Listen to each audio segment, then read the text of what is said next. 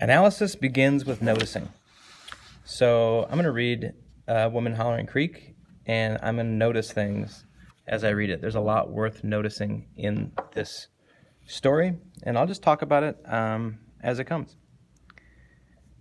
The day Don Serafin gave Juan Pedro Martinez Sanchez permission to take Cleofilas Enriqueta de Leon Hernandez as his bride across his father's threshold, over several miles of dirt road and several miles of paved, over one border and beyond, to a town en el otro lado, on the other side.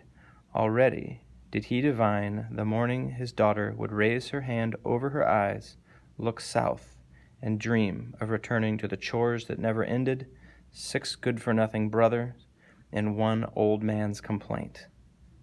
Wow. So, what's worth noticing right there? That's one sentence. It's a one-sentence paragraph, and that is just a beautiful sentence. It has English in it. It has Spanish in it. It has a lot of names that are fully revealed in their Spanish language with accent marks intact, and they are difficult to pronounce in English. So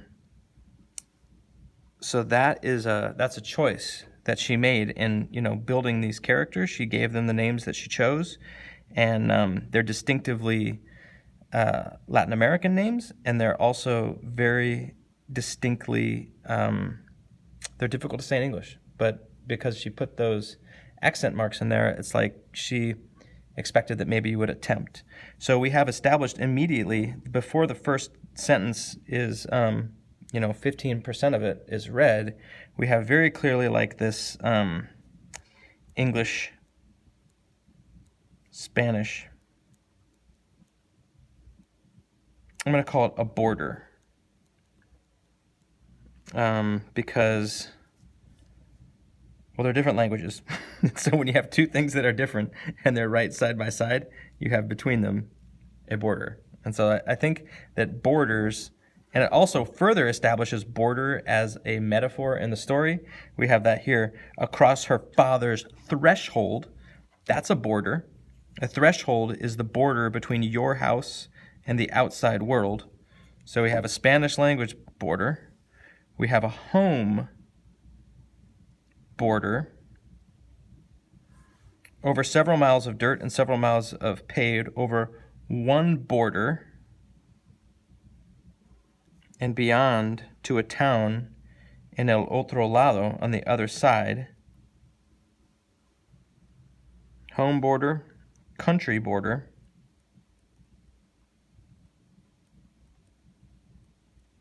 We have en el otro lado, Spanish language for on the other side. So here's a mixing of the borders again. And then we also have this, well, we have 6 good-for-nothing brothers and 1 old man's complaints. So we have, and then there's patriarchy. Don Serafin gave Juan Pedro Martinez Sanchez permission to take. Okay, so here we have patriarchy, because it was the father who decided to give permission to the other man to have the woman, which is very clearly patriarchy. And that's just the first sentence. This is a brilliant story. He had said, after all, in the hubbub of parting, "I am your father. I will never abandon you." He had said that, hadn't he, when he hugged and then let her go?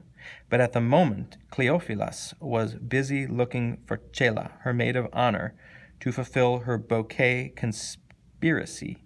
She would not remember her father's parting words until later. Okay, so this right here is like structure. So like a really important question throughout this story is like when and where. When and where. And something that Cisneros does is she moves between time and place without really telling us. So that's like another kind of a border. We have to infer when certain things are happening. I will never abandon you. He had said that, hadn't he, when he hugged her? But at the moment, so this moment right here is right before the wedding. And now, as a mother, did she remember? Only now. And so here's a big gap of years between here and here. So these are some years of time and in a different place. So here's like a border in time, if we wanted to continue the border metaphor, which I think we could, because it's all over the place in this story. Only now as a mother did she remember. Now, when she and Don Pedrito, so Don Pedrito is little, or Juan, Juan Pedrito is little, Juan Pedro Martinez Sanchez, Juan Pedrito, is his son, by creek's edge. So the first time that the creek is mentioned, that should be important because, you know, at the beginning of the story, we know the title, and we know it's something about a creek. So here she is sitting by the creek's edge. How when a man and a woman love each other, sometimes that love sours. So she's remembering, but a parent's love for a child's love for its parents, is another thing entirely.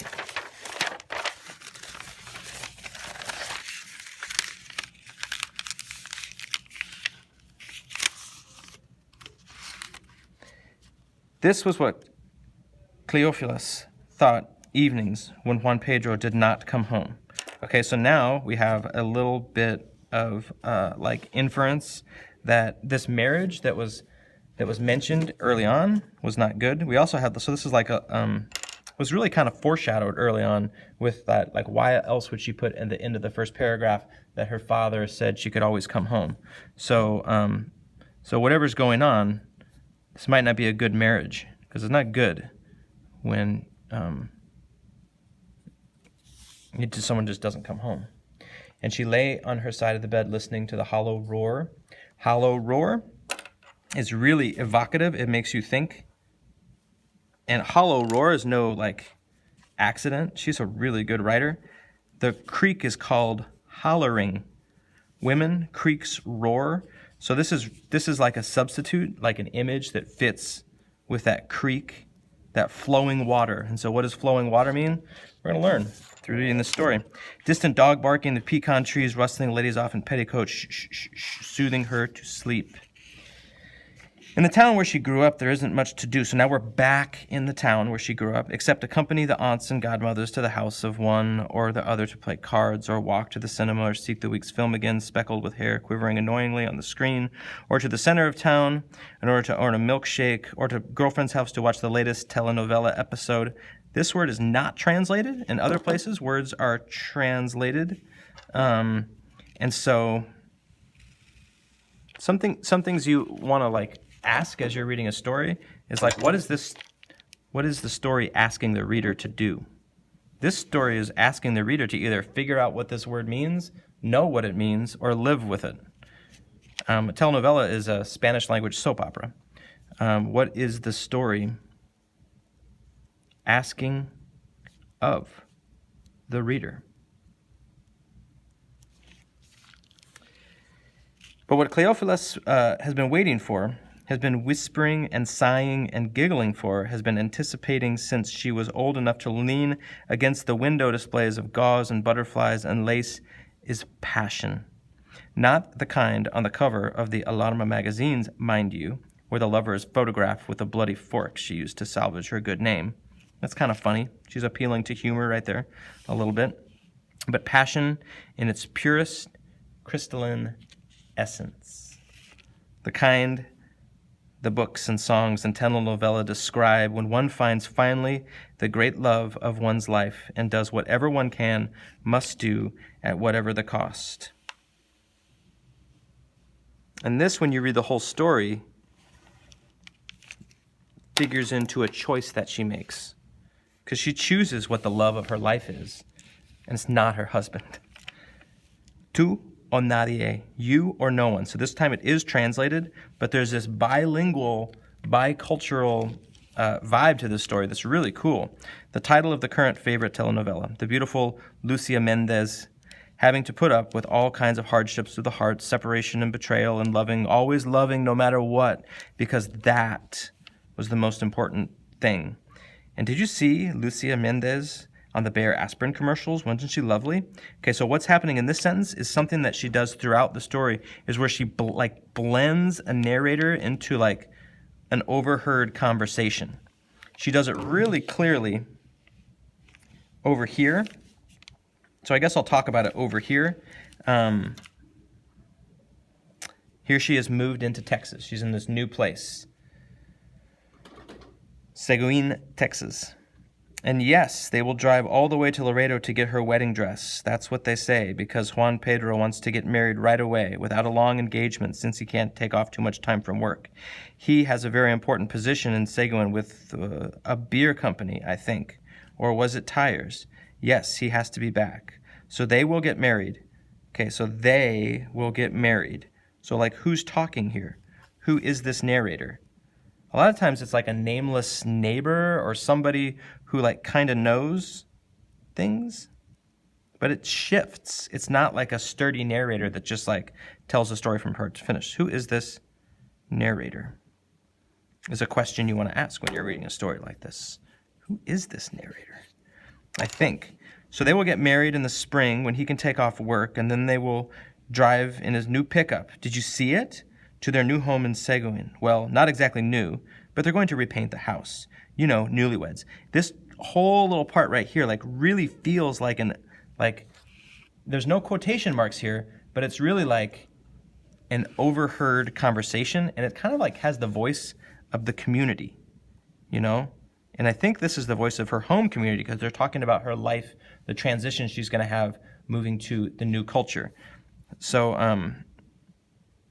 in that way, it's related to A Rose for Emily, because A Rose for Emily has that voice of the community kind of like narrating the story. He can afford it. And later on add, well, you'll see, Cleophas has always been so good with her sewing machine. A little and the machine, and miracles. She's always been so clever, that girl. Poor thing. And without even a mama to advise her.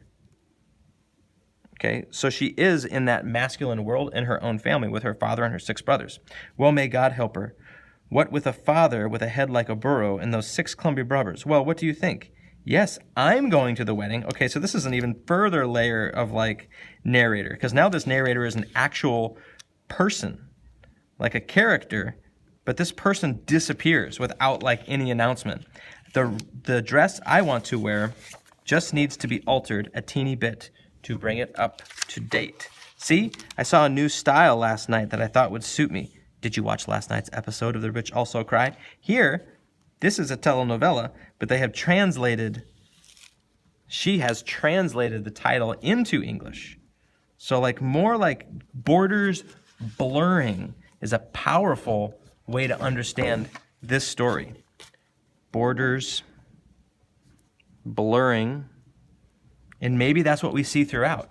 Maybe as we read the story, all of these borders that were established, this English-Spanish border, this home and away from home border, and the border between countries, maybe it all kind of bleeds together into something that's either different or indistinguishable or something like that.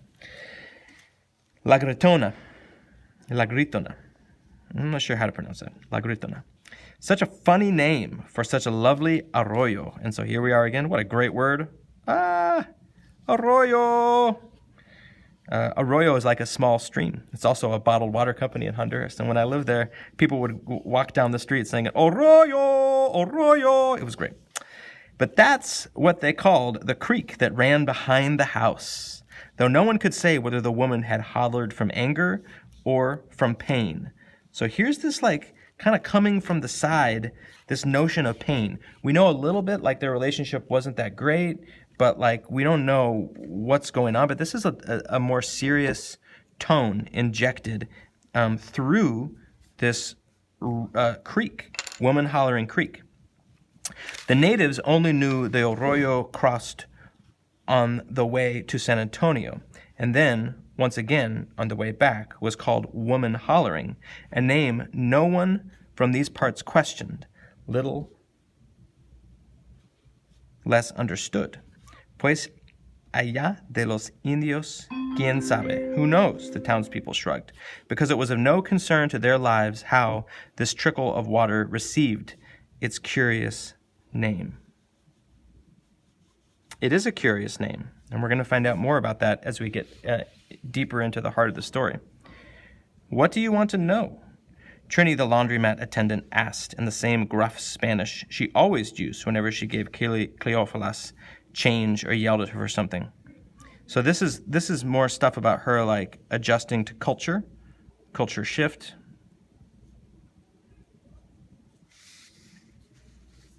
And then I'm going to end, because I'm out of time, with this little section here where we do, this is kind of foreshadowing this curious name and the anger and the pain.